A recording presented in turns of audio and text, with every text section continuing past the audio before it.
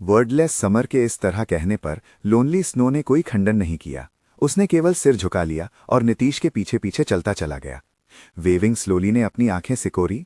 जब उसने कचरे जैसे उपकरणों से लैस नीतीश के बारे में सोचा तो वो समझ नहीं पाया कि नीतीश ने लोनली स्नो को उसका पीछा करने के लिए कौन से तरीके अपनाए थे। लोनली स्नो तो डेथली फॉरेस्ट को साफ करने का विचार तक छोड़ चुका था।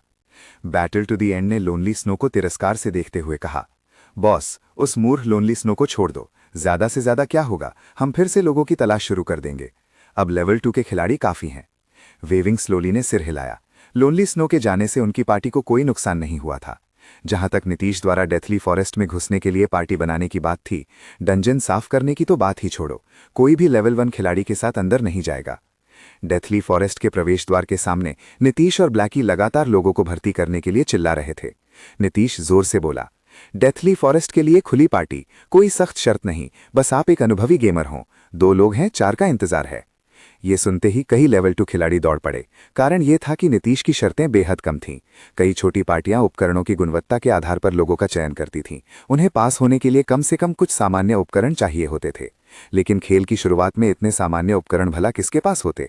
मुझे पार्टी में लो, मैं पहले ही लेवल 2 का पार्टी हूं। मुझे भी शामिल करो, मैं लेवल 2 का शील्ड वॉरियर हूं। मेरे पास लेवल 1 का common plate armour arm guard भी है।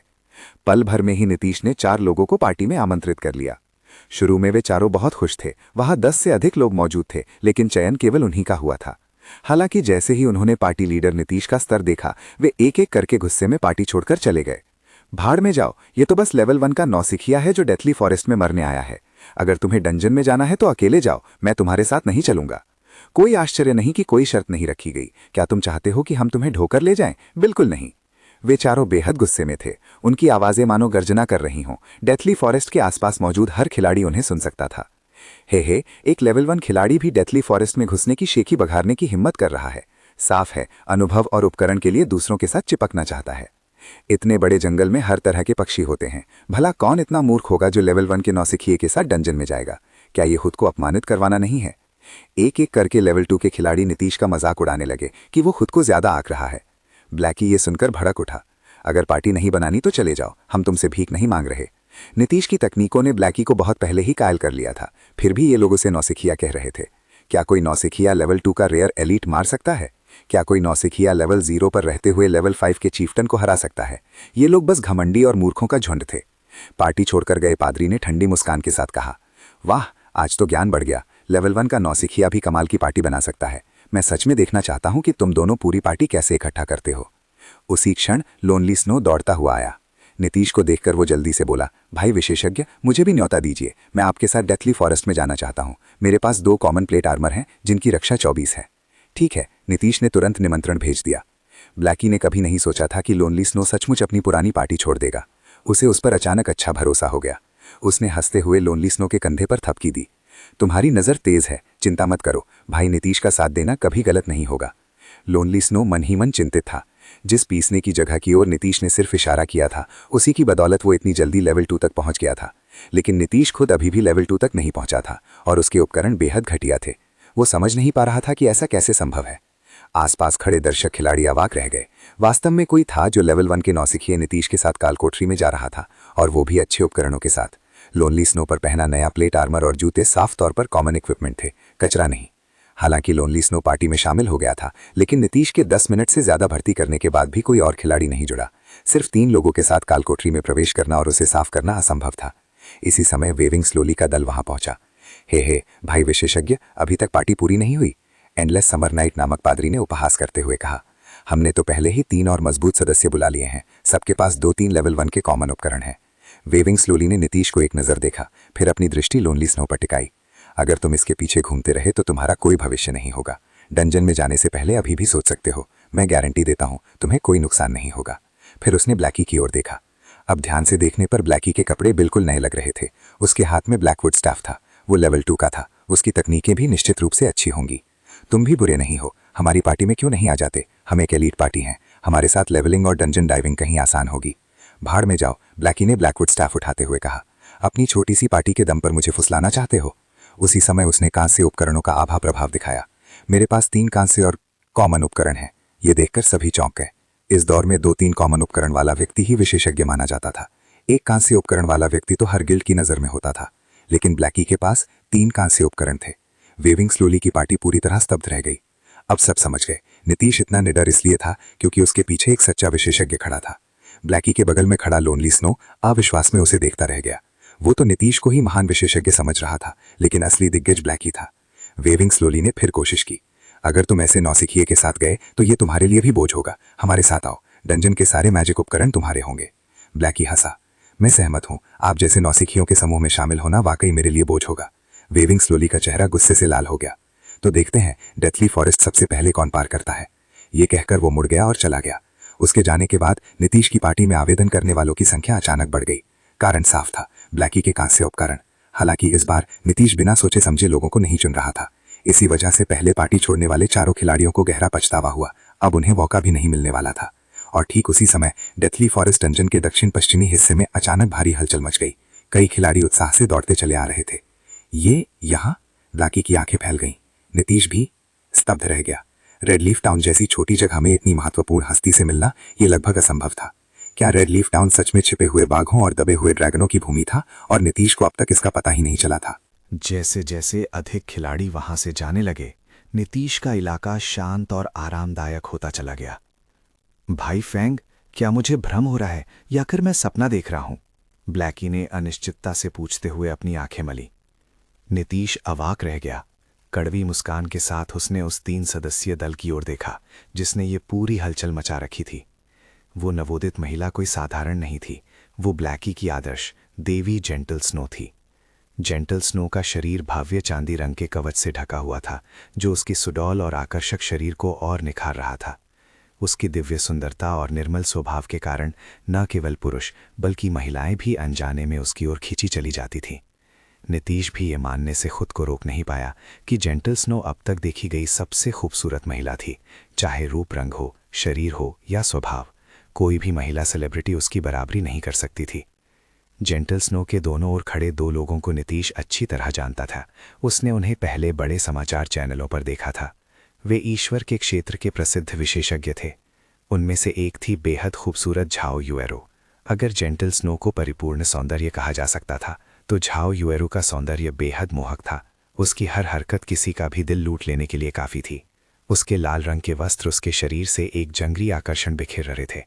उसके इस मोहक आकर्षण के कारण कई पुरुष उसके पास जाकर उस पर हाथ आजमाने की कोशिश करते थे, लेकिन जिसने सच में ऐसा किया उसके लिए ये सीधे नरक का एक तरफा टिकट साबित होता था।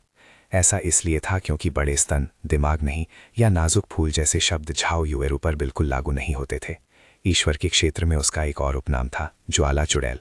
ये नाम उसे इसलिए मिला था क्योंकि उसने ऐसे पुरुष खिलाड़ियों का उपयोग कर लाशों का पहाड़ खड़ा कर दिया था। एक बार एक बड़े गिल्ड के गिल्ड लीडर ने झाओ युएरो पर हमला करने की कोशिश की थी। परिणाम स्वरूप 1 लाख से अधिक खिलाड़ियों वाला वो पूरा गिल्ड नष्ट हो गया।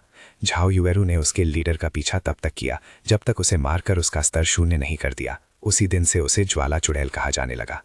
हिमदेवी और ज्वाला चुड़ैल की तुलना में उनके साथ खड़ी पुजारिन को साधारण ही कहा जा सकता था। वो न तो असाधारण रूप से सुंदर थी, न ही उसकी तकनीकें खराब थीं। फिर भी वो स्टार मून किंगडम की शीर्ष 100 पुजारिनों में शामिल थीं। 3 सुंदर महिलाएं, और वो भी इस संयोजन में डेथली फॉरेस्ट में एक अद्भुत दृश्य बना रही थीं। सैकड़ों खिलाड़ी उन्हें घेर कर उनसे बात करने की कोशिश कर रहे थे। दुर्भाग्य से उन तीनों ने किसी की ओर देखा तक नहीं। बहन युएरो, ये लोग तो सच में डरावने हैं। क्यों ना हम वापस जाकर अभ्यास करें? डरपोक शाओ युएर ने फुसफुसाकर कहा। हे युएर, डरो मत। झाओ युएरो ने मुस्कुराते हुए और गर्व से अपनी छाती फुलाते हुए कहा। जेंटल स्नो यहाँ है। इन बदतमीज आदमियों को 10 गुना हिम्मत भी दे दो, फिर भी वे कुछ नहीं कर पाएंगे। जेंटल स्नो ने केवल सिर हिलाया। उसने इन अशिष्ट पुरुषों की ओर देखा तक नहीं। हालांकि एलीट मॉन्स्टर से मिलने वाली लूट बुरी नहीं है, लेकिन डेथली फॉरेस्ट में स्किल बुक्स मिलने की दर ज्यादा है। अगर हमने कुछ और स्किल बुक्स हासिल नहीं की तो आगे चलकर लेवल बढ़ाना बहुत मुश्किल हो जाएगा, जेंटल स्नो ने शांति से कहा। झाओ युएरो ने सहमति में सिर हिलाया। अब तक उन्होंने कई एलीट मॉन्स्टर्स मारे थे, लेकिन स्किल बुक्स बहुत कम मिली थी। तीनों ने अब तक 3 स्किल्स भी नहीं सीखी थी, जिससे उनकी असली ताकत पूरी तरह सामने नहीं आ पा रही थी। उसी समय नीतीश फिर से जोर से चिल्लाया। डेथली फॉरेस्ट के लिए कुशल पार्टी। हमारे पास एक विशेषज्ञ लीडर है। एक ही बार में क्लियर, लेवल की कोई सीमा नहीं। हीलर और डैमेज डीलर चाहिए। 3 के लिए 3 का इंतजार। हालांकि जेंटल स्नो और झाओ युएरो बेहद आकर्षक थी, नीतीश अब कोई बच्चा नहीं था। शैडो का कप्तान रहते हुए उसने अनगिनत सुंदरियां देखी थी। उसके लिए उन्हें बस देखना ही काफी था। इस समय उसका एकमात्र लक्ष्य काम था। फिर भी नीतीश की पुकार पर किसी ने ध्यान नहीं दिया। एक भी खिलाड़ी ने उसकी ओर नहीं देखा। सभी की निगाहें जेंटल स्नो के दल पर टिकी थीं। यहाँ तक कि ब्लैकी भी अपवाद नहीं था। उसकी आंखें लगभग बाहर आ गई थीं। नीतीश ने आह भरी और बेबसी से सिर हिलाया, फिर भी लोगों को बुलाता रहा। अरे, ये मूर्ख क्या बक रहा है? क्या कोई सच में तुम्हारे साथ डंजन में आत्महत्या करेगा? हट जाओ, लेवल 1 नौ सीखिए, हमें सुंदरियों को देखने दो। कई खिलाड़ियों ने खुलेआम असंतोष जताया। वो व्यक्ति काफी दिलचस्प है। शाओ युएरो ने मुस्कुराते हुए नीतीश की ओर इशारा किया। इतने लोगों की दुश्मनी एक साथ बटोर सकता है। झाओ युएरो ने भी उसकी ओर देखा और तिरस्कार से बोली, वो सिर्फ हमारा ध्यान खींचने की कोशिश कर रहा है। हमें उसे नजरअंदाज करना चाहिए और जल्दी से 3 लोगों की पार्टी बनाकर डंजन में जाना चाहिए। जेंटल स्नो ने कुछ नहीं कहा। वो बस नीतीश को देखती रही। उसे उससे एक अजीब सी भावना आ रही थी, मानो म्यान में छुपी तलवार। खासकर नीतीश की कमर से लटकता आग का पोकर उसकी नजर में खटक रहा था। जेंटल स्नो, क्या हुआ? झाओ युएरो ने पूछा। कुछ नहीं, शायद मेरा भ्रम है। जेंटल स्नो ने सिर हिलाया और आग के पोकर की ओर देखना छोड़ दिया। झाओ युएरो की बातों के बाद किसी ने भी नीतीश की पार्टी की ओर ध्यान नहीं दिया, भले ही उसके पास एक विशेषज्ञ मौजूद था। सैकड़ों खिलाड़ियों को जेंटल स्नो के सामने कतार में खड़ा देखकर नीतीश ने मन ही मन कड़वी हंसी हंसी। तीनों महिलाओं का यहाँ आना सच में गलत समय पर हुआ था। भाई फेंग, हम भी वहां क्यों न चले? ब्लैकी ने बेशर्मी से कहा। भागो, नीतीश ने उसे घूरते हुए कहा। मुझे क्या समझते हो तुम? डांट खाने के बाद ब्लैकी चुप हो गया। 10 मिनट से ज्यादा बीत जाने के बाद भी नीतीश एक भी व्यक्ति भर्ती नहीं कर पाया। वहीं दूसरी ओर जेंटल स्नो की पार्टी भी किसी को नहीं चुन पाई, क्योंकि योग्य लोग उनकी शर्तों पर खरे नहीं उतर रहे थे। एक पार्टी आसमान में थी, दूसरी जमीन पर। आखिरकार नीतीश के पास और समय नहीं था। उसने अपवाद करने का फैसला किया। डेथली फॉरेस्ट के लिए कुशल पार्टी। हमारे पास एक विशेषज्ञ लीडर है। एक ही बार में क्लियर, लेवल की कोई सीमा नहीं। हीलर और डैमेज डीलर चाहिए। 3 के लिए 3 का इंतजार। हालांकि जेंटल स्नो और झाओ युएरो बेहद आकर्षक थीं, नीतीश अब कोई बच्चा नहीं था। शैडो का कप्तान रहते हुए उसने अनगिनत सुंदरियां देखी थी। उसके लिए उन्हें बस देखना ही काफी था। इस समय उसका एकमात्र लक्ष्य काम था। फिर भी नीतीश की पुकार पर किसी ने ध्यान नहीं दिया। एक भी खिलाड़ी ने उसकी ओर नहीं देखा। सभी की निगाहें जेंटल स्नो के दल पर टिकी थी। यहाँ तक कि ब्लैकी भी अपवाद नहीं था। उसकी आंखें लगभग बाहर आ गई थी। नीतीश ने आह भरी और बेबसी से सिर हिलाया, फिर भी लोगों को बुलाता रहा। अरे, ये मूर्ख क्या बक रहा है? क्या कोई सच में तुम्हारे साथ डंजन में आत्महत्या करेगा? हट जाओ, लेवल 1 नौ सीखिए, हमें सुंदरियों को देखने दो। कई खिलाड़ियों ने खुलेआम असंतोष जताया। वो व्यक्ति काफी दिलचस्प है। शाओ युएरो ने मुस्कुराते हुए नीतीश की ओर इशारा किया। इतने लोगों की दुश्मनी एक साथ बटोर सकता है। झाओ युएरो ने भी उसकी ओर देखा और तिरस्कार से बोली, वो सिर्फ हमारा ध्यान खींचने की कोशिश कर रहा है। हमें उसे नजरअंदाज करना चाहिए और जल्दी से 3 लोगों की पार्टी बनाकर डंजन में जाना चाहिए। जेंटल स्नो ने कुछ नहीं कहा। वो बस नीतीश को देखती रही। उसे उससे एक अजीब सी भावना आ रही थी, मानो म्यान में छुपी तलवार। खासकर नीतीश की कमर से लटकता आग का पोकर उसकी नजर में खटक रहा था। जेंटल स्नो, क्या हुआ? झाओ युएरो ने पूछा। कुछ नहीं, शायद मेरा भ्रम है। जेंटल स्नो ने सिर हिलाया और आग के पोकर की ओर देखना छोड़ दिया। झाओ युएरो की बातों के बाद किसी ने भी नीतीश की पार्टी की ओर ध्यान नहीं दिया, भले ही उसके पास एक विशेषज्ञ मौजूद था। सैकड़ों खिलाड़ियों को जेंटल स्नो के सामने कतार में खड़ा देखकर नीतीश ने मन ही मन कड़वी हंसी हंसी। तीनों महिलाओं का यहाँ आना सच में गलत समय पर हुआ था। भाई फेंग, हम भी वहां क्यों न चलें? ब्लैकी ने बेशर्मी से कहा। भागो, नीतीश ने उसे घूरते हुए कहा। मुझे क्या समझते हो तुम? डांट खाने के बाद ब्लैकी चुप हो गया। 10 मिनट से ज्यादा बीत जाने के बाद भी नीतीश एक भी व्यक्ति भर्ती नहीं कर पाया। वहीं दूसरी ओर जेंटल स्नो की पार्टी भी किसी को नहीं चुन पाई, क्योंकि योग्य लोग उनकी शर्तों पर खरे नहीं उतर रहे थे। एक पार्टी आसमान में थी, दूसरी जमीन पर। आखिरकार नीतीश के पास और समय नहीं था। उसने अपवाद करने का फैसला किया। डेथली फॉरेस्ट के लिए कुशल पार्टी। हमारे पास एक विशेषज्ञ लीडर है। एक ही बार में क्लियर, लेवल की कोई सीमा नहीं। हीलर और डैमेज डीलर चाहिए। 3 के लिए 3 का इंतजार। ये सुनकर कई खिलाड़ियों ने घृणा से उसकी ओर देखा। फिर भी उसकी बातों ने कुछ लोगों का ध्यान खींच लिया। कुछ ही क्षणों में लेवल 1 खिलाड़ियों का एक छोटा समूह उसकी ओर दौड़ पड़ा। लेवल 1 के दर्जनों खिलाड़ी दौड़ते हुए आ गए। नीतीश की टीम के सामने का इलाका भी चहल पहल से भर गया था। ये आदमी वाकई अजीब है। काल कोठरी में घुसने के लिए इतना बेताब है कि लेवल 1 के 9 सिखियों को भी शामिल करना चाहता है। क्या उसे नहीं पता कि इससे पहले एक लेवल 2 की एलीट पार्टी भी मरकर वापस आ चुकी है? उसकी परवाह कौन करता है? 9 सिखिए तो 9 सिखिए ही होते हैं। हम उनके सोचने का तरीका नहीं समझ सकते। लेवल 2 के खिलाड़ियों की लंबी कतार नीतीश की हरकतों पर एक के बाद एक हंसने लगी। वे सब नीतीश को मजाक बनते देखना चाहते थे। ये लोग सच में दिलचस्प हैं। मुझे तो डेथली फॉरेस्ट पार करने का भी ज्यादा भरोसा नहीं है। फिर भी ये लोग लेवल 1 खिलाड़ियों के झुंड के साथ इसे पार करना चाहते हैं। झाओ युएरू के होंठ हल्के से ऊपर उठे। नीतीश की ओर देखते हुए उसके चेहरे पर उपहास भरी मुस्कान आ गई। जेंटल स्नो ने भी दूर से नीतीश पर एक नजर डाली। नीतीश का स्वभाव शांत और आत्मविश्वासी था। उपहास झेलने के बाद भी वह क्रोधित नहीं हुआ। उसकी हर हरकत परिपक्व थी, बिल्कुल वैसी ही जैसी उसने पहले गॉड्स डोमेन के असली विशेषज्ञों में देखी थी।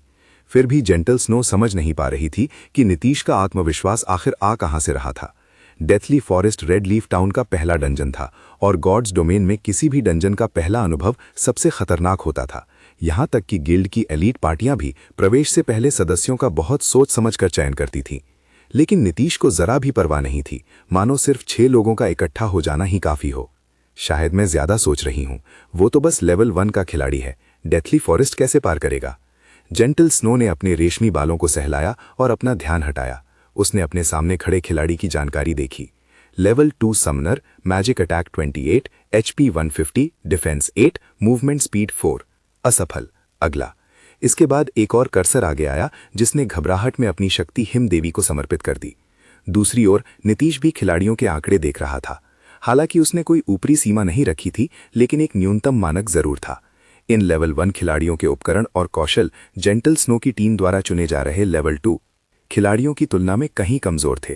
फिर भी वे खिलाड़ी थे।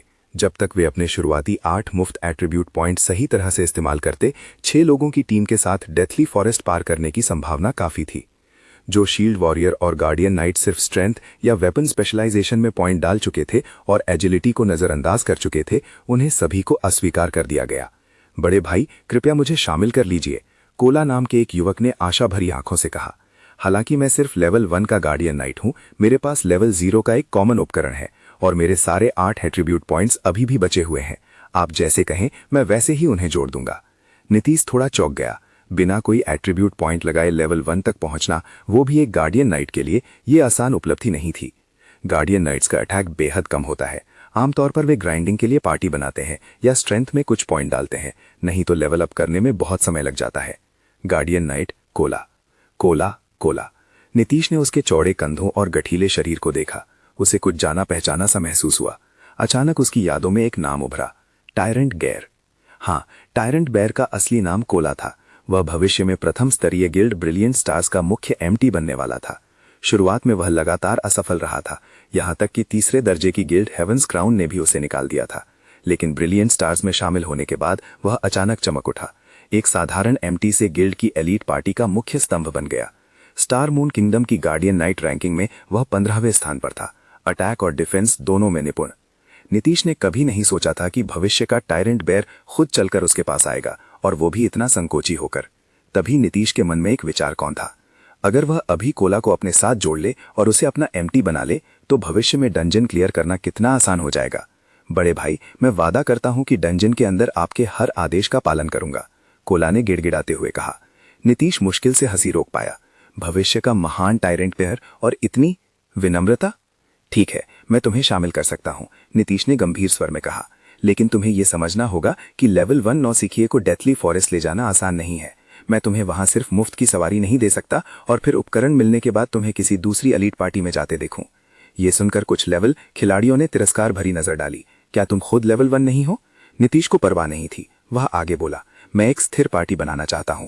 अगर तुम शामिल होते हो तो लंबी अवधि के लिए तैयार रहना होगा। जब मैं डंजन के लिए बुलाऊंगा तो आना होगा, किसी और बहाने से मना नहीं कर सकते। अब बताओ, तुम्हारा फैसला क्या है? चारों ओर सन्नाटा छा गया। हर कोई समझ गया था, अगर वे नीतीश की पार्टी में आए तो भविष्य में किसी गिल्ड में शामिल होने का मौका लगभग खत्म हो जाएगा। कोला भी हिचकिचाया, लेकिन यह शर्त अनुचित नहीं थी। उसी समय ब्लैकी आगे आया और सख्त स्वर में बोला, तुम नौसिखिए हो, डंजन में कोई भी तुम्हें नहीं चाहेगा, और फिर भी तुम भविष्य में गिल्ड के फायदे उठाना चाहते हो। क्या खुद को विशेषज्ञ समझते हो? कोला को यह बात समझ में आ गई। विशेषज्ञ बड़े भाई, आपके मार्गदर्शन के लिए धन्यवाद, कोला ने सम्मान से कहा। ब्लैकी थोड़ा असहज हो गया। उसे विशेषज्ञ कहे जाने की आदत नहीं थी, लेकिन कहीं न कहीं उसे अच्छा भी लगा। नीतीश ने चुपचाप अंगूठा दिखाया। ब्लैकी, बढ़िया किया। ब्लैकी खुद भी नहीं समझ पाया कि उसने ऐसा क्या किया था, लेकिन वह खुश था। आखिरकार 10 मिनट से ज्यादा समय बाद नीतीश ने 6 खिलाड़ियों की पूरी पार्टी बना ली। अब वे डेथली फॉरेस्ट के डंजन में प्रवेश करने के लिए तैयार थे। हालांकि नीतीश की पार्टी पूरी हो चुकी थी, फिर भी बाहर खड़े लेवल 2 के खिलाड़ी जोर जोर से हंसने लगे। वे इसलिए नहीं हंस रहे थे क्योंकि पार्टी में शामिल सभी खिलाड़ी लेवल 1 के थे, बल्कि इसलिए कि पार्टी में मौजूद जॉब्स बेहद अजीब संयोजन वाले थे। ये देखकर वे अपनी हंसी रोक ही नहीं पाए। ये नौसिखिया वाकई कमाल का है। अब तो मैं भी उसकी तारीफ करने लगा हूं। ये तो पूरी तरह आत्महत्या करने वाली पार्टी है। मुझे उस विशेषज्ञ पर सच में दया आती है कि वो ऐसे अजीब लोगों को साथ लेकर आया। ऊपर से उसने उसे पार्टी लीडर बनने भी दे दिया। कतार में खड़े लेवल 2 के खिलाड़ी बहस करने लगे। कई लोग हंसते हंसते पेट पकड़ रहे थे। वो तो बस लोगों को हंसा रहा है, झाओ युएरू ने हल्की सी भौहें से कूड़ते हुए कहा। नीतीश पर एक नजर डालकर उसने सिर फेर लिया। उसके दिल में हल्की सी असहजता थी। पहले जहां भी वो जाती थी, सबकी निगाहों का केंद्र वही होती थी, लेकिन आज सबका ध्यान नीतीश जैसे एक साधारण नौसिखिए पर था। भले ही हर कोई उसका मजाक उड़ा रहा था, फिर भी वही चर्चा का केंद्र बना हुआ था। ठीक है युएरू, हमें जल्दी करनी चाहिए और पर्याप्त लोगों को इकट्ठा करना चाहिए, जेंटल स्नो ने कहा। अगर हम और समय बर्बाद करेंगे तो हम फ्रंटलाइन खिलाड़ियों से पीछे रह जाएंगे। हालांकि जेंटल स्नो को नीतीश में कुछ विशेषज्ञों जैसा स्वभाव दिखाई दिया था, लेकिन स्तर, भर्ती का तरीका और समग्र तैयारी, इन सब में वो एक विशेषज्ञ से बहुत दूर था। जहां तक उसे अपने गिल्ड में बुलाने की बात थी, वो विचार अब पूरी तरह समाप्त हो चुका था। ओरोबोरोस केवल विशेषज्ञों को स्वीकार करता था। समझ गई, झाओ युएरू ने सामने खड़े तलवारबाज को देखा और हल्की सी बदले की भावना के साथ बोली, आंकड़े बुरे नहीं हैं, लेकिन अफसोस कि हमें तलवारबाज नहीं चाहिए। तलवारबाज का चेहरा उतर गया। वो ये कैसे नहीं समझ सकता था कि झाओ युएरू का इशारा क्या था। उसने सिर घुमाया और दूर खड़े नीतीश को घूरा। उसकी आंखों में साफ नफरत झलक रही थी। इस बीच नीतीश, जिसे बाहर की किसी भी बात की भनक नहीं थी, डेथली फॉरेस्ट डंगोन को सक्रिय कर रहा था। सिस्टम, कृपया कठिनाई स्तर चुने। सिस्टम, सामान्य, कठिन, नरक। नीतीश ने बिना किसी हिचकिचाहट के नरक मोड चुन लिया।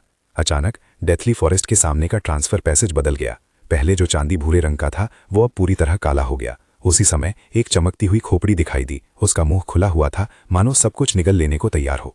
इसके साथ ही नीतीश की पार्टी के सभी सदस्यों को एक सूचना मिली। सिस्टम, आपने डेथली फॉरेस्ट का नरक मोड चुना है। सिस्टम, मृत्युदंड 100% बढ़ा दिया गया है। पार्टी के सभी सदस्यों के चेहरे पीले पड़ गए। मृत्युदंड में 100% वृद्धि। इसका मतलब था कि अगर वे डंगोन में मरे तो वे 20% EXP खो देंगे। इतनी EXP वापस पाने में कम से कम 1-2 घंटे की कड़ी मेहनत लगती। भाई नीतीश, आपने गलत चुन लिया है, ब्लैकी ने जल्दी से पास आकर फुसफुसाया। हम तो नॉर्मल मोड में जाने वाले थे, है ना? कुछ भी गलत नहीं है, नीतीश ने शांत स्वर में कहा। यह हेल मोड है। अगर मैं हेल मोड में नहीं जाऊंगा तो यहां आने का मतलब ही क्या है? वेयरवुल्फ फेल्ट की ड्रॉप रेट बेहद कम थी। नॉर्मल मोड में 1%, हार्ड मोड में 5%, हेल मोड में 30%। हालांकि नॉर्मल मोड को रोज असीमित बार किया जा सकता था, लेकिन किसके पास इतना समय था? हार्ड मोड दिन में सिर्फ 5 बार किया जा सकता था और ड्रॉप रेट भी ज्यादा भरोसेमंद नहीं थी। हेल मोड दिन में सिर्फ 1 बार होता था, लेकिन वही सबसे ज्यादा फायदेमंद था। भाई नीतीश, आप सच में क्या कह रहे हैं? ब्लैकी घबरा गया। हमारी पार्टी को देखिए, नॉर्मल मोड ही मुश्किल है, हेल मोड तो सीधा नरक है। उसने पहले कई एलीट पार्टियों को मरकर लौटते देखा था। उनके अनुसार डेथली फॉरेस्ट के राक्षस बेहद ताकतवर और चालाक थे। लेवल 4 या 5 तक पहुंचे बिना उन्हें हराना असंभव था। शांत रहो, नीतीश ने मुस्कुराते हुए ब्लैकी के कंधे पर थपथपाया। अगर मुझे भरोसा ना होता तो मैं ऐसा कभी नहीं करता। चलो अंदर चलते हैं। नीतीश सबसे पहले डंगोन में प्रवेश कर गया। उसके पीछे ब्लैकी गया। लोनली स्नो भी बिना कुछ सोचे उसके पीछे चला गया। वो अंत तक इस रास्ते पर चलने के लिए तैयार था। बाकी 3 सदस्य कुछ पल तक हिचकिचाए। हमें भी अंदर जाना चाहिए, कोला ने हिम्मत जुटाकर कहा। विशेषज्ञ पहले ही अंदर जा चुके हैं, हम लेवल 1 नौसिखिए क्यों डरें? ऊपर से हेल मोड में प्रवेश करना भी गर्व की बात है। बाकी दोनों भी सिर हिलाया और डंगोन में प्रवेश कर गए। बाहर जेंटल स्नो की पार्टी के सामने का इलाका पूरी तरह शांत हो गया था। सभी लेवल 2 खिलाड़ी स्तब्ध रह गए थे। वे सिर्फ हैरान नहीं थे, वे चौंक गए थे। एक level 2 elite party normal mode भी साफ नहीं कर पाई थी और यहाँ मुख्यतः लेवल 1 खिलाड़ियों वाली पार्टी हेल मोड में घुस गई थी। स्नो, क्या मैंने सही देखा? झाओ युएरू ने पूछा। यह हेल मोड ही था, है ना? जेंटल स्नो ने सिर हिलाया। उसकी सुंदर आंखें उस चमकती खोपड़ी पर टिकी थीं। उसका भाव बेहद गंभीर हो गया। वो व्यक्ति शायद निराश होकर हेल मोड में घुस गया है। झाओ युएरू हंसी। थोड़ी देर में देखेंगे वे कैसे मरकर बाहर आते हैं। हमारे पास इतना समय नहीं है, जेंटल स्नो ने कहा। चलो, हमने पर्याप्त लोग जुटा लिए हैं। उसने डंगोन की कठिनाई नॉर्मल मोड पर सेट की। अगर नॉर्मल मोड में सब ठीक रहा तो वे बाद में हार्ड मोड में जाएंगे।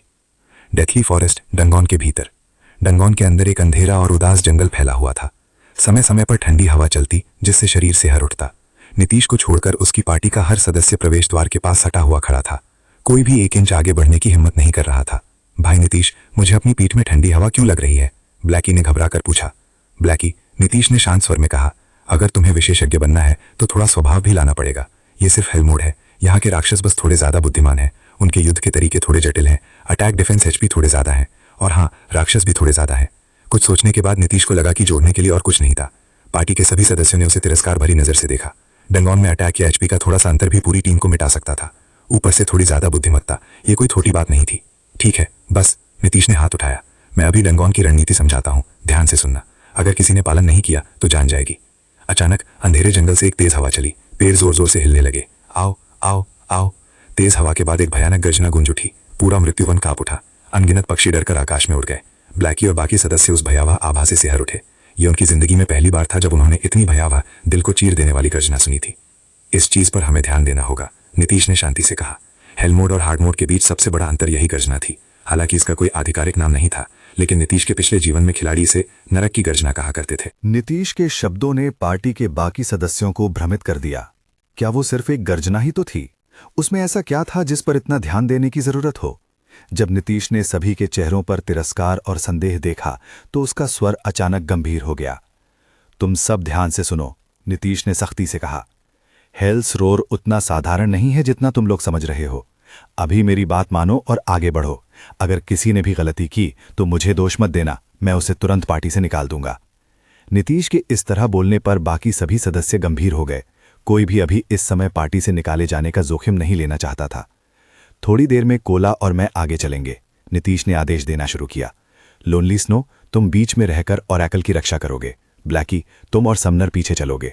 उसने सबकी ओर नजर घुमाई और फिर कहा, याद रखना, किसी भी हालत में हमारी संरचना नहीं टूटनी चाहिए।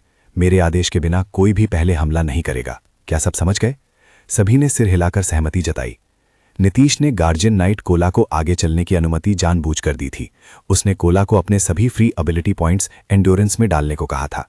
अब कोला का एचपी बढ़कर 310 हो गया था। इतने एचपी के साथ कोला कुछ समय तक टिक सकता था और नीतीश पर से दबाव कम कर सकता था। गॉड्स डोमेन की काल कोठरियां अन्य वर्चुअल रियलिटी गेम्स से पूरी तरह अलग थीं। यहाँ काल कोठरियों के भीतर स्वतंत्रता का स्तर बेहद ऊंचा था और उनका आकार भी बहुत विशाल होता था। कई खिलाड़ी समूह घंटों तक काल कोठरी में भटकते रहते थे, लेकिन उन्हें एक भी बॉस नहीं मिलता था। हालांकि डेथली फॉरेस्ट उतना विशाल नहीं था, फिर भी उस अंधेरे और भयावह जंगल में रास्ता भटक जाना पूरी तरह संभव था। अगर कोई रास्ता भटक जाता तो नीतीश सिर्फ है ही कह सकता था।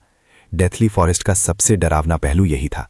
जंगल में प्रवेश करने के बाद खिलाड़ी रास्ता खो बैठते थे और फिर एक एक करके रहस्यमय तरीके से मरते चले जाते थे। अपने पिछले जीवन में नीतीश ने देखा था कि अनगिनत खिलाड़ी इस जंगल में गए थे और बिना किसी राक्षस से लड़े ही मर गए थे। अगर किस्मत अच्छी होती और उनका सामना किसी राक्षस से हो जाता तो पूरी पार्टी का सफाया हो जाता। कई गिल्ड विशेषज्ञों द्वारा बार बार प्रयास करने के बाद ही सबको डेथली फॉरेस्ट की असली भयावहता का एहसास हुआ। आखिरकार उन्होंने स्वीकार किया कि यह एक ऐसी भयानक कालकोठरी थी जिसे लेवल 5 तक पहुंचे बिना पार करना असंभव था। जब शैडो गिल्ड लेवल 5 पर पहुंची तो उन्होंने डेथली फॉरेस्ट के रास्तों की खोज के लिए सैकड़ों खिलाड़ियों को संगठित किया। स्पष्ट नक्शा तैयार करने के लिए सैकड़ों जिंदगियां कुर्बान की गईं।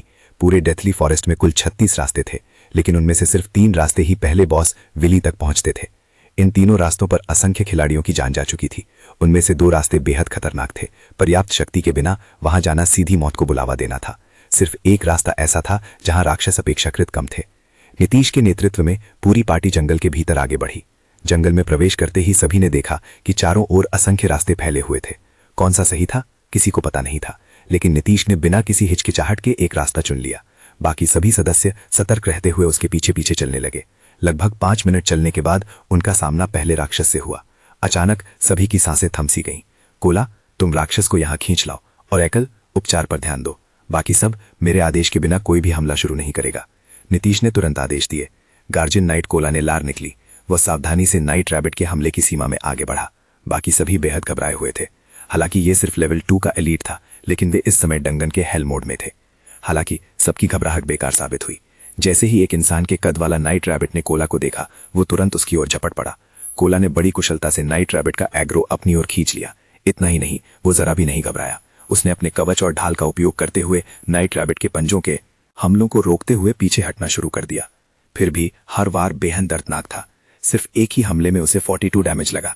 जब तक कोला वापस पार्टी के सामने पहुंचा, तब तक उसकी एचपी का लगभग 1/3 हिस्सा खत्म हो चुका था।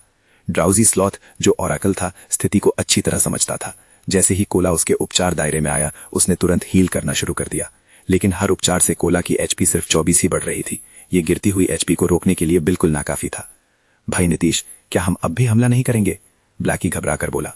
इस समय कोला की बची हुई एचपी उसकी कुल एचपी के 1/3 तक भी नहीं थी। डंगन में ओरेकल को लाना अपने आप में एक जोखिम था। सभी हीलर जॉब्स में ओरेकल की उपचार क्षमता सबसे कम होती थी, लेकिन चूंकि यह फैसला नीतीश का था, ब्लैकी को मानना ही पड़ा। अब जब एमटी मौत के करीब था, हमला ना करना किसी भी तरह से समझदारी नहीं लग रहा था। रुको, नीतीश ने दृढ़ स्वर में कहा। समय धीरे धीरे बीतता गया। कोला लगातार ढाल से नाइट रैबिट के हमले रोक रहा था। उसकी स्टैमिना घटकर सिर्फ 20% रह गई थी। फिर भी नीतीश ने अब तक हमला करने का आदेश नहीं दिया।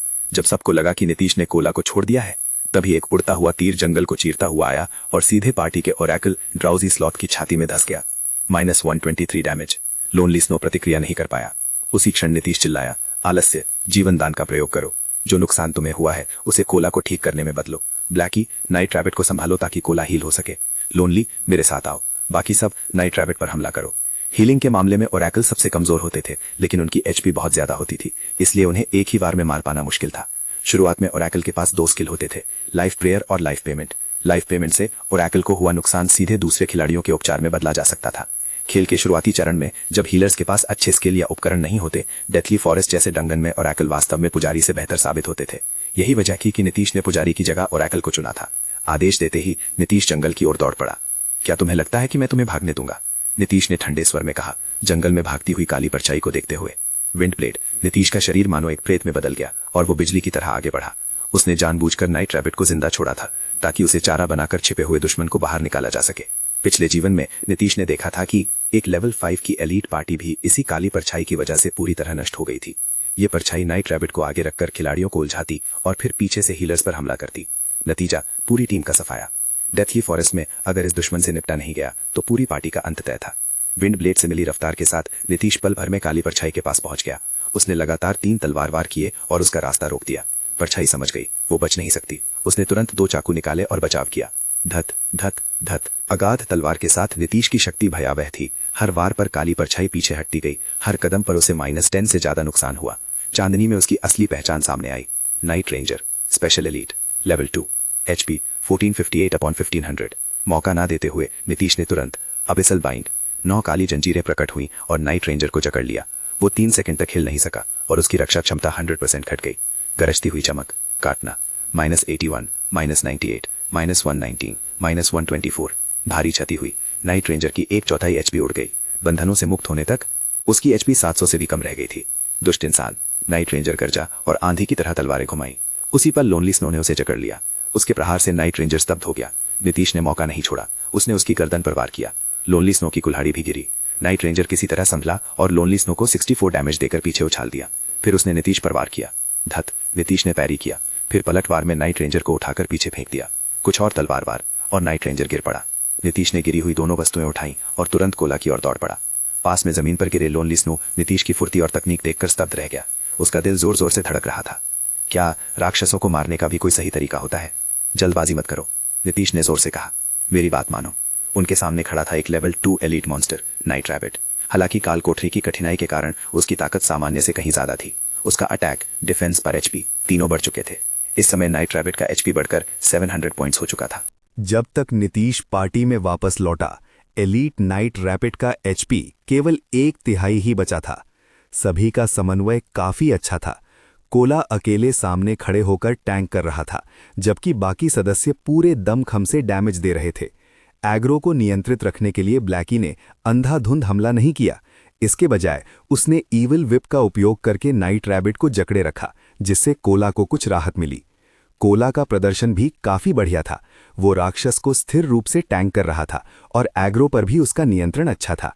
वो अब नौसिखिया स्तर का नहीं था। हालांकि एक सच्चा विशेषज्ञ बनने से पहले उसे अभी लंबा रास्ता तय करना था। कोला, हर बार ढाल से ही ब्लॉक करने की जरूरत नहीं है, नीतीश ने निर्देश दिया। दूसरे वीआर गेम्स की तरह हर हमले को रोकना जरूरी नहीं। तुम चकमा देकर भी बच सकते हो। इससे हीलर पर दबाव कम होगा। और बाकी सब अपने हमलों को लक्ष्य पर केंद्रित रखो। बेतरतीब मत मारो। जंगली खरगोश के पंजों या उसके कमजोर बिंदुओं पर वार करो। इससे एमटी का बोझ बहुत कम हो जाएगा। नीतीश सीधे लड़ाई में कूदने के बजाय सभी को राक्षसों से लड़ने की सही तकनीक सिखा रहा था। अगर कोई गॉड्स डोमेन को पारंपरिक गेम समझकर खेलता तो नतीजा विनाशकारी होता। आमतौर पर मिलने वाला उपचार नुकसान की भरपाई नहीं कर पाता था। कुछ पार्टियां अतिरिक्त हीलर लाती थीं, लेकिन तब डैमेज कम पड़ जाता और अंत में फिर भी पूरी पार्टी मारी जाती। खेल खुलने के कई महीनों बाद जाकर ही खिलाड़ी गॉड्स डोमेन की असली युद्ध शैली के आदी हुए थे। अभी के खिलाड़ी उतने अनुभवी नहीं थे। नीतीश अपनी भविष्य की वर्कशॉप के लिए नींव तैयार कर रहा था, इसलिए वो चाहता था कि उसके साथ मौजूद लोग गॉड्स डोमेन की युद्ध शैली को शुरू से ही समझें। कुछ सदस्यों के मन में हल्का सा असंतोष था। विशेषज्ञ तो कुछ नहीं कह रहा, फिर ये नौसिखिया आदेश क्यों दे रहा है? लेकिन नीतीश की बातें तर्कसंगत थीं, इसलिए उन्होंने वही किया जो उसने कहा। कोला ने भी अपनी लड़ाई की शैली बदलनी शुरू कर दी। वो अब हर वार को ढाल से रोकने की कोशिश नहीं कर रहा था।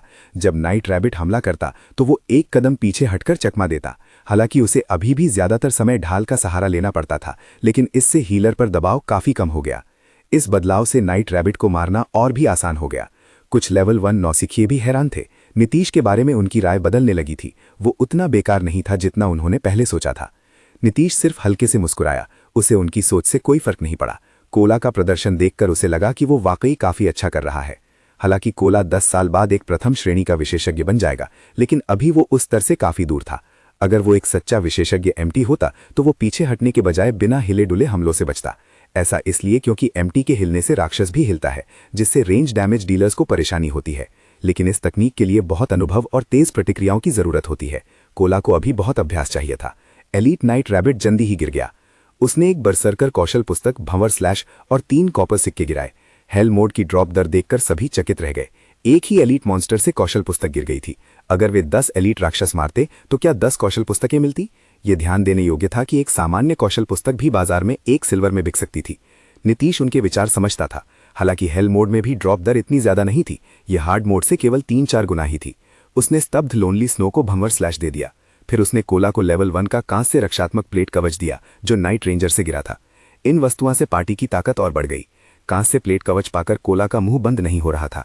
उसने तुरंत नीतीश को धन्यवाद दिया। इस कवच से उसकी रक्षा 14 बढ़ी और एचपी बढ़कर 350 हो गया। नीतीश और ब्लैकी को छोड़कर बाकी सभी के दिलों में ईर्ष्या थी। कांस्य उपकरण एक विशेषज्ञ की पहचान थे। डंजन के बाहर ऐसा उपकरण मिलना लगभग असंभव था। फिर भी नीतीश ने बिना हिचकिचाहट वो कवच कोला को दे दिया। इससे सभी की नजर में नीतीश की छवि पूरी तरह बदल गई। ऐसा पार्टी लीडर वाकई दुर्लभ था। आम नेता तो उपकरण खुद रख लेते थे, खासकर कांस्य जैसे कीमती उपकरण। इसके बाद सभी नीतीश के पीछे पीछे आगे बढ़े। अंधेरा और उदास जंगल डरावना जरूर था, लेकिन कई रोमांचक लड़ाइयों के बाद अब कोई पहले जितना घबराया हुआ नहीं था। समय समय पर 1-2 गश्ती एलीट नाइट रैबिट सामने आ जाते।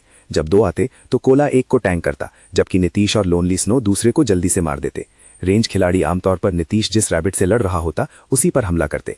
700 एचपी वाला नाइट रैबिट तेज हमलों में जल्दी गिर जाता। कुछ ही देर में दोनों रैबिट मारे गए। इस बार एक हीलर कौशल पुस्तक रिस्टोर गिरी। इस कौशल का कास्ट टाइम 2 सेकंड था और ऑरेकल द्वारा सीखने पर यह तुरंत 37 एचपी बहाल करता था। ये लाइफ प्रेयर से कहीं बेहतर था और उसका कूल डाउन भी अलग था। ड्राउजी स्लॉथ बार बार धन्यवाद दे रहा था। ये कौशल डंजन क्लियर करने के लिए बेहद जरूरी था और बाहर बेचने पर 2-3 सिल्वर में जा सकता था। कोई बात नहीं, नीतीश मुस्कुराया। कौशल उपयोग के लिए होते हैं। चलो आगे बढ़ते हैं। 1 घंटे से ज्यादा समय बाद पार्टी एक खुले घास के मैदान में पहुंची। आखिरकार वे पहले बॉस के सामने थे। विली, सरदार रैंक, स्तर 3, एचपी 6000। विली एक विशाल और क्रूर नाइट रैबिट था, 2 इंसानों जितना ऊंचा। उसके स्टील जैसे पंजे खून के प्यासे थे। अनगिनत खिलाड़ी इन पंजों के नीचे मारे जा चुके थे। विली से कुछ दूरी पर 7 एलीट नाइट रैबिट पहरा दे रहे थे। वे एक दूसरे के बहुत पास थे। एक पर हमला करने का मतलब था सभी का दौड़ाना और बॉस का भी शामिल हो जाना। 7 नाइट रैबिट्स का सामना करना असंभव था।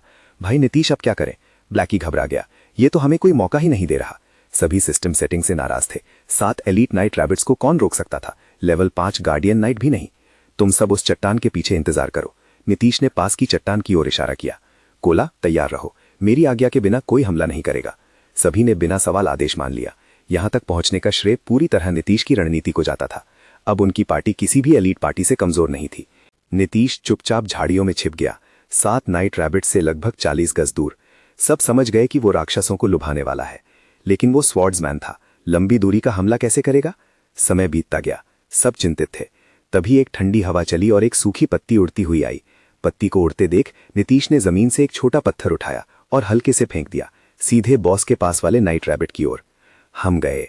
सबको लगा पार्टी वाइप तय है, लेकिन ऐन वक्त पर वो सूखी पत्ती पत्थर और नाइट रैबिट के बीच आ गई। पत्थर पत्ती से टकराया और पत्ती नाइट रैबिट पर जा गिरी। नाइट रैबिट ने चौंक कर इधर उधर देखा, सिर्फ एक पत्ती। फिर वो अपने झुंड से अलग होकर जांच करने लगा और अनजाने में 20 गज से भी दूर निकल गया। कमाल। लोनली स्नो की आंखें फटी की फटी रह गईं। बाकी सब भी स्तब्ध थे। इतनी सटीक टाइमिंग और निशाना, ये किसी अंतिम कौशल से कम नहीं था। क्या नीतीश सच में नौसिखिया था या वे किसी छिपे हुए गेमिंग देवता के साथ थे? समनर, अब आगे सब तुम्हारे भरोसे है। नीतीश चट्टान के पास लौट आया। उसने समनर के कंधे पर थपथपाते हुए मुस्कुराकर कहा। नीतीश की बात सुनकर समनर ग्लूटोनस माउस अचानक घबरा गया। उसे समझ ही नहीं आ रहा था कि नीतीश उससे क्या करवाना चाहता है। अगर उसने जरा भी खराब प्रदर्शन किया और उसके कारण उसे पार्टी से निकाल दिया गया तो वो जिंदगी भर पछताता रहता। इस समय एक अच्छी पार्टी ढूंढना ही बेहद मुश्किल था।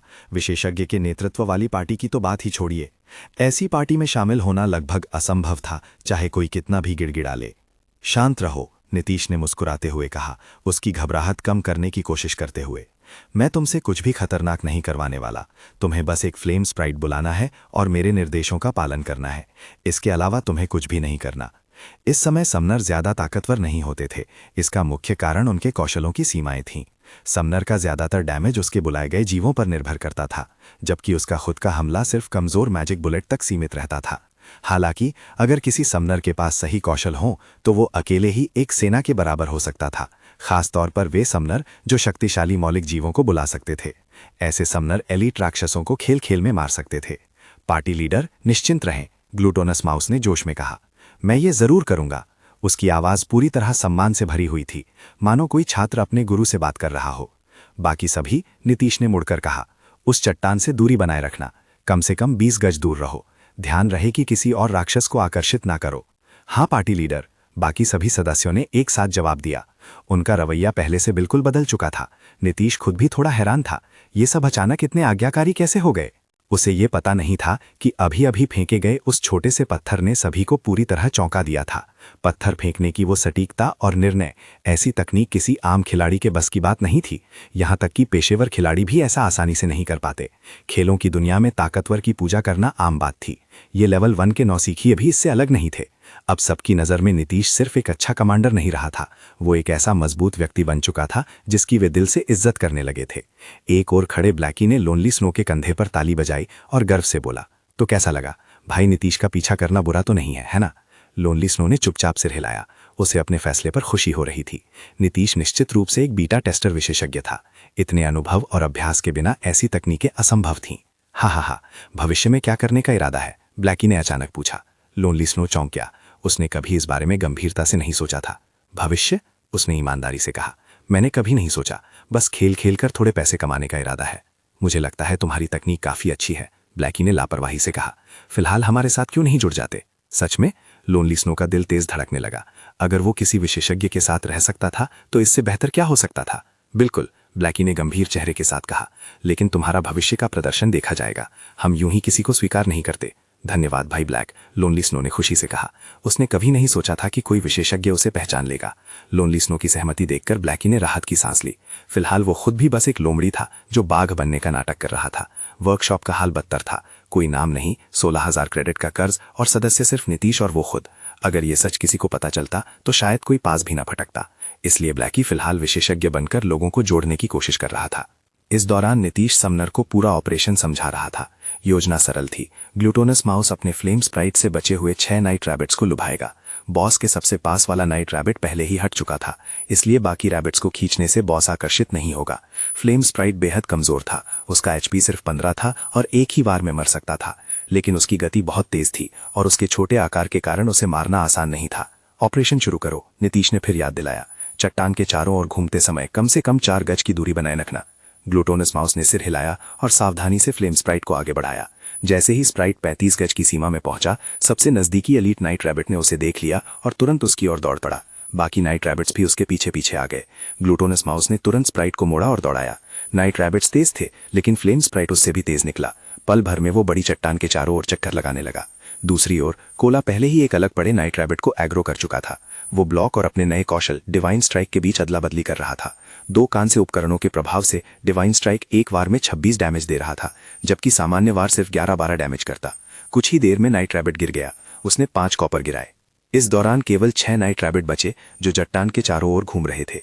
अब मैं लुभाऊंगा, नीतीश ने कहा। कोला तैयार रहो। उसने एक और छोटा पत्थर उठाया और दौड़ते नाइट रैबिट पर फेंक दिया। नाइट रैबिट ने पलट कर देखा और गुस्से में नीतीश की ओर झपट पड़ा। बाकी रैबिट्स अब भी फ्लेम स्प्राइट का पीछा कर रहे थे। अब, नीतीश ने आदेश दिया।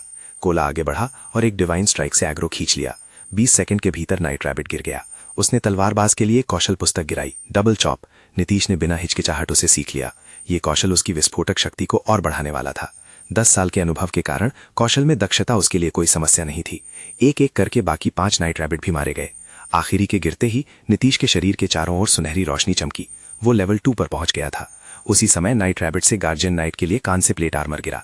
इससे कोला का HP 390 और रक्षा 56 तक पहुंच गई। अब वो नाइट रैबिट सरदार विली का सामना करने के लिए पूरी तरह तैयार था। गार्ड पर मौजूद सभी एलीट मारे जा चुके थे। खुले मैदान में अब केवल बॉस विली ही बचा था। इस समय विली जमीन पर लेटा हुआ गहरी नींद में सो रहा था। वो कभी कभी अपनी पीठ खुजाता, अपने मारे जा चुके गुर्गों से पूरी तरह अनजान था। सब लोग अभी के लिए बैठकर ठीक हो जाओ, थोड़ी देर में मैं विली पर हमला करने का तरीका समझाऊंगा। नीतीश चाहता था कि सभी पहले आराम कर लें। वो जानता था कि विली से लड़ाई आसान नहीं होगी। इस युद्ध में अत्यधिक एकाग्रता की जरूरत थी, क्योंकि एक भी गलती पूरी पार्टी को एक साथ दफन कर सकती थी। नीतीश की आज्ञा सुनकर सभी बैठ गए। उन्होंने खाना पीना शुरू किया और खुद को अपनी सर्वोत्तम अवस्था में लाने लगे। नीतीश की उंगली हिली और उसने अपना एट्रीब्यूट पैनल खोल लिया। वो हाल ही में लेवल 2 पर पहुंचा था। एबिसल ब्लेड की वजह से उसे मिले फ्री एट्रीब्यूट पॉइंट्स अन्य खिलाड़ियों से 2 अंक अधिक थे, इसलिए उसके पास औसत खिलाड़ियों की तुलना में ज्यादा विकल्प थे। शुरुआती दौर में एक तलवारबाज के लिए 20 फुर्ती काफी मानी जाती थी, लेकिन नीतीश ने इसे बढ़ाकर 30 कर दिया था। जब फुर्ती 30 तक पहुंचती है तो शरीर की लचक और प्रतिक्रिया क्षमता में स्पष्ट वृद्धि होती है। इसके बाद नीतीश ने अपने बचे हुए पॉइंट्स शक्ति स्ट्रेंथ में डाल दिए, जिससे बॉस से सीधा मुकाबला करना आसान हो गया। नीतीश के पास 3 कांस्य उपकरण, एक रहस्यमय लोहे की अंगूठी और एक जादुई हथियार थे। उसके आंकड़े लगभग पूरी तरह उसकी जरूरतों के अनुसार हो चुके थे। स्थिति पैनल, पात्र नीतीश, मानव, राज्य स्टार मून, उपाधि 1000 की शक्ति, पेशा तलवारबाज, स्तर 2, HP 520/520, आक्रमण शक्ति 88, रक्षा 39, आक्रमण गति 15, गति 13, गुण शक्ति 32, फुर्ती 30, सहन शक्ति 24, बुद्धिमत्ता 13, जीवन शक्ति 13। इन गुणों के साथ नीतीश को विली से लड़ने का पूरा आत्मविश्वास था। सबको ठीक देखकर नीतीश ने समझाना शुरू किया। विली के पास 2 कौशल हैं। पहला है किलिंग फिएस्ट। इसका उपयोग करते ही वो नफरत को नजरअंदाज करके आसपास के खिलाड़ियों पर बेतरतीब हमला करेगा। ब्लैकी और लोनली, तुम दोनों को अपनी पोजीशन पर खास ध्यान देना होगा। दूसरा कौशल है डेथ क्लॉज। कोला, इस कौशल के इस्तेमाल से पहले बॉस से दूरी बनाए रखना। लोनली स्नो, बॉस को रोकने पर ध्यान देना। समय आने पर मैं याद दिला दूंगा। और एक बात, विली काफी चालाक है, इसलिए एक ही तरह के हमले बार बार मत दो। नीतीश ने निष्कर्ष दिया, बस इतना ही। अगर सब तैयार हैं तो लड़ाई शुरू करो। कोला, भाई नीतीश, क्या हमें किसी और बात पर ध्यान नहीं देना चाहिए? ब्लैकी पास आकर फुसफुसाया। ये डेथली फॉरेस्ट का हेल मोड था। नीतीश की व्याख्या इतनी सरल थी कि लड़ाई आसान लग रही थी, जबकि नॉर्मल मोड में ही कई एलीट पार्टियां मारी जा चुकी थीं। बाकी लोग भी चिंतित थे। वे उम्मीद भरी निगाहों से नीतीश को देख रहे थे। नीतीश मुस्कुराया, तुम लोग ज्यादा सोच रहे हो, आराम करो। जब जरूरत पड़ेगी मैं खुद बता दूंगा कि क्या करना है और कब करना है। कोला, लड़ाई शुरू करो और बार बार चकमा देना, क्योंकि एक हीलर बॉस के नुकसान की भरपाई नहीं कर सकता। अपने पिछले जीवन में शैडो के कप्तान के रूप में नीतीश अनगिनत बार हेल मोड डंजन में उतर चुका था। ये एक छोटा बॉस उसके लिए कोई नई चीज नहीं थी। डेथली फॉरेस्ट की काल कोठरी के सामने लेवल 2 के खिलाड़ियों की संख्या लगातार बढ़ती जा रही थी। साथ ही काल कोठरी में उतरने वाले खिलाड़ियों की भी एक अंतहीन धारा थी। क्योंकि वहां लेवल 2 के बहुत सारे खिलाड़ी थे, इसलिए काफी संख्या में खिलाड़ियों ने किनारे पर स्टॉल लगाकर सामान बेचना शुरू कर दिया था। अच्छी गुणवत्ता वाले लेवल 0 के सामान्य उपकरण काल कोठरी में जाने से पहले लेना ना भूलें। अच्छे उपकरणों के बिना अंदर जाना मौत को बुलाना है। स्मॉल HP पोशन एक बार में 90 HP तक तुरंत रिकवर करता है, किसी भी लड़ाई के लिए अनिवार्य। गॉड्स डोमेन खुले हुए 10 घंटे से अधिक हो चुके थे। यहां मौजूद लगभग सभी खिलाड़ी लेवल 2 तक पहुंच चुके थे। लगातार लड़ाई के बाद उन्होंने काफी सारा सामान इकट्ठा कर लिया था। जिन वस्तुओं का उन्हें उपयोग नहीं था, उन्हें बेचकर वे ज्यादा काम की चीजें लेना चाहते थे। इसी वजह से डेथली फॉरेस्ट के बाहर व्यापार खूब फल फूल रहा था। हालांकि बाहर खिलाड़ियों की संख्या बढ़ रही थी, लेकिन काल कोठरी में प्रवेश करने वाले दलों की संख्या घटती जा रही थी। केवल वही दल अंदर जा रहे थे जिन्हें अभी तक डेथली फॉरेस्ट की असली भयावहता का अंदाजा नहीं था। लेकिन अंदर जाकर प्रशिक्षित होने के बाद उन खिलाड़ियों को जल्दी ही एहसास हो गया कि उनकी सोच कितनी भोली थी। इसके बाद वे आज्ञाकारी होकर बाहर खड़े हो गए, दूसरों से बातें करते रहे और नए दलों को मुस्कुराते हुए अंदर जाते देखते रहे। अनुभवी खिलाड़ियों के साथ मिलकर वे डेथली फॉरेस्ट की रिपोर्टों की जांच कर रहे थे और अपनी रणनीतियों को सुधारने की कोशिश कर रहे थे। लगातार पार्टी वाइब्स के बाद डेथली फॉरेस्ट आखिरकार रेड लीफ टाउन के हर खिलाड़ी के लिए डर का पर्याय बन चुका था। जो भी इसमें प्रवेश करता था उसके मन में सिर्फ एक ही भावना होती थी, ये जगह बेहद भयावह है। इसी समय डेथली फॉरेस्ट के पुनरुत्थान कब्रिस्तान में सफेद रोशनी की 6 धारियां चमकीं। कुछ ही पलों में 6 आकृतियां प्रकट हुईं। इस काल कोठरी को पार करने का कोई तरीका ही नहीं है। स्नो, मुझे लगता है कि हमें अभी राक्षस मारने या मिशन पूरे करने पर ध्यान देना चाहिए। पुनर्जीवित होते ही झाओ युएरू ने झुंझलाते हुए कहा। जेंटल स्नो ने थोड़ी देर सोचकर सिर हिलाया। हम डेथली फॉरेस्ट में बहुत अंदर तक जा चुके हैं, इसलिए इतनी आसानी से हार मानना सही नहीं होगा। समस्या ये है कि अंदर का जंगल बहुत बड़ा है और रास्ते बेहद भ्रमित करने वाले हैं। बिना नक्शे के हम आसानी से खो जाते हैं। मुझे लगता है कि इन अनगिनत रास्तों में से कुछ ही असली रास्ते हैं जो बॉस तक जाते हैं, बाकी सब हमें भ्रमित करने के लिए हैं। यही वजह है कि नाइट रैबिट्स बार बार हम पर हमला करते हैं। हम जितना ज्यादा लड़ते हैं उतने ज्यादा वे आते हैं। फिलहाल हमें जानकारी इकट्ठा करनी चाहिए और डेथली फॉरेस्ट का नक्शा बनाने की कोशिश करनी चाहिए। सभी को लगा कि जेंटल स्नो की बात सही थी, खासकर नाइट रैबिट्स वाले हिस्से को लेकर। कई बार जंगल के भीतर से अचानक एक बर्फीला तीर निकलता था जो सीधे क्लैरिक शाओ युएरू को निशाना बनाता था। अगर उसकी फुर्ती अच्छी ना होती तो उनकी पार्टी पहले ही खत्म हो चुकी होती। जैसे जैसे वे अंदर जाते गए, नाइट रैबिट्स की संख्या बढ़ती चली गई। अंततः स्थिति इतनी बिगड़ गई कि वे संभाल नहीं पाए और पूरी पार्टी मारी गई। अगर सही रास्ता मिल जाता तो शायद वे काल कोठरी साफ कर चुके होते। झाओ युएरू ने चुपचाप सिर हिलाया। पार्टी की असली नेता जेंटल स्नो ही थी और उसके अनुमान लगभग हमेशा सही निकलते थे। इसके बाद दोनों ने डेथली फॉरेस्ट से जुड़ी जानकारी साझा करने के लिए आवाज लगाई। 2 खूबसूरत लड़कियों की पुकार का असर तुरंत दिखा। पूरा इलाका जैसे उबल पड़ा। खिलाड़ी दौड़ते हुए उनकी ओर आने लगे। कई पुरुष खिलाड़ियों के लिए ये किसी देवी से बात करने का सुनहरा मौका था। इसी बीच डेथली फॉरेस्ट के हेल मोड के अंदर आकाश पूरी तरह अंधेरा हो चुका था। हजारों पक्षी उड़कर जंगल को सन्नाटे में डुबो गए थे। वेयरवुल्फ फेल्ट कोई साधारण राक्षस नहीं था। अतीत में उसने रेड लीफ टाउन में अनगिनत लोगों का नरसंहार किया था। हालात इतने बिगड़ गए थे कि स्टार मून किंगडम को अपनी सेना भेजनी पड़ी थी। महान तलवारबाज हिल्टन द्वारा गंभीर रूप से घायल किए जाने के बाद फेल्ट भागकर डेथली फॉरेस्ट में छिप गया था। यही इस काल कोठरी के अस्तित्व का कारण बना। हेल मोड में वेयरवुल्फ फेल्ट के पास 3 सर्वोत्कृष्ट कौशल थे। पहला था डेथ स्टेयर। जिसे वह घूरता था उसकी आक्रमण गति और चलने की गति बहुत कम हो जाती थी। इच्छा शक्ति कमजोर होने पर खिलाड़ी हिल भी नहीं पाता था। इस समय केवल नीतीश के पास ही 30 फुर्ती थी। अपने 3 छिपे हुए बुनियादी कौशल सक्रिय करने के बाद उसे डेथ स्टेयर के प्रभाव के प्रति आंशिक प्रतिरोध मिल गया था। बाकी सभी की प्रतिक्रियाएं काफी धीमी हो चुकी थी। इसी वजह से वेयरवुल्फ फेल्ट को संभालने की जिम्मेदारी नीतीश पर थी, जबकि ड्राउजी स्लॉथ लगातार उसे हील कर रहा था। हालांकि उसकी कास्टिंग स्पीड आधी रह गई थी। हाथापाई करने वाले खिलाड़ी मदद करना चाहते थे लेकिन कर नहीं पा रहे थे। फेल्ट की आक्रमण गति इतनी तेज थी कि वे प्रतिक्रिया ही नहीं दे पा रहे थे। ऐसा लग रहा था मानो वे किसी वुक्सिया उपन्यास के शीर्ष योद्धा से लड़ रहे हों। गलत समय पर कूदना पूरी पार्टी के लिए मुसीबत बन सकता था, इसलिए वे किनारे रहकर देखते रहे। दूर से हमला करने वाले जादूगर ही थोड़ा बहुत नुकसान पहुंचा पा रहे थे।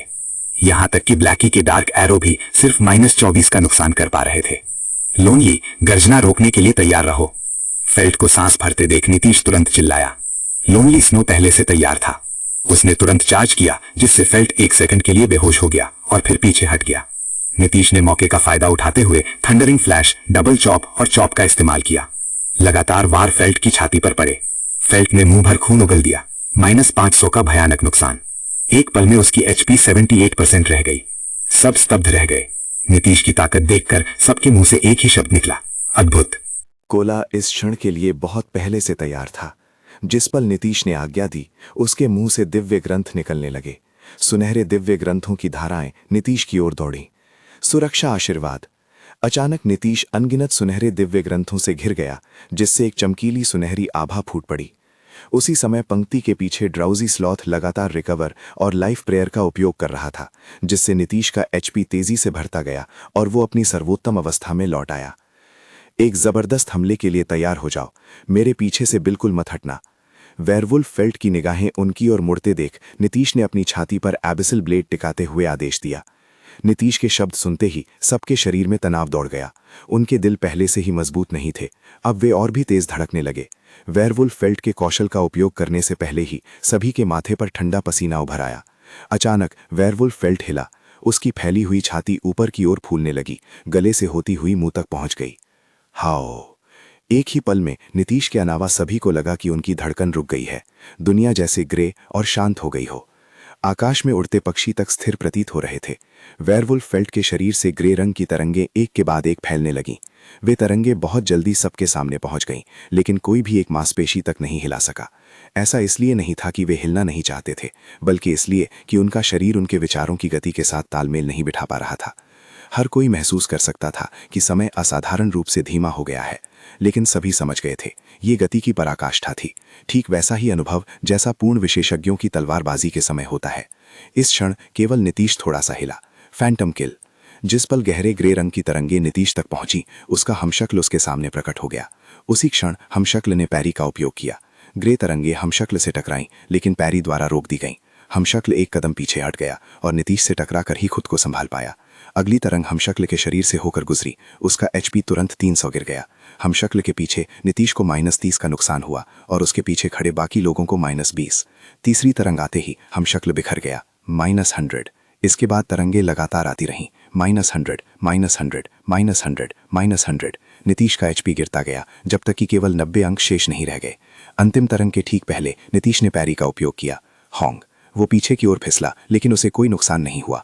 उसके पीछे खड़े सभी लोग भी सुरक्षित थे, हालांकि कई तरंगों से गुजरने के बाद उनकी एचपी 50% से नीचे आ चुकी थी।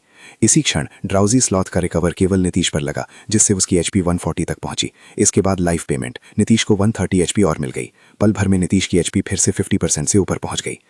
ये दहाड़ तो सच में जानलेवा थी। मुझे लगा था हम सब मर गए, ब्लैकी ने माथे से पसीना पोंछते हुए कहा। अगर नीतीश सामने न होता तो पूरी पार्टी कब की खत्म हो चुकी होती।